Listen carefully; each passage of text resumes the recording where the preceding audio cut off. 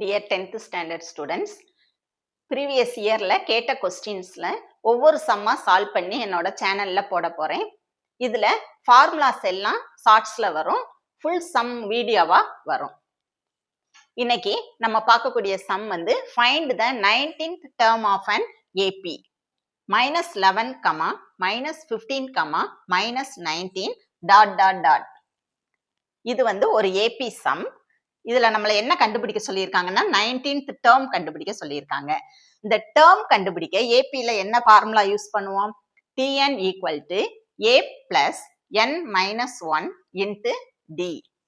இதுல இந்த ஏங்கிறது இந்த ஏபில வரக்கூடிய இந்த ஃபர்ஸ்ட் டேர்ம், அதாவது முதல் உறுப்பு. nங்கிறது கண்டுபிடிக்க சொன்ன டேர்ம், அதாவது என்னது 19, அதுதான் என்னது n. டிங்கிறது காமன் டிஃபரன்ஸ்.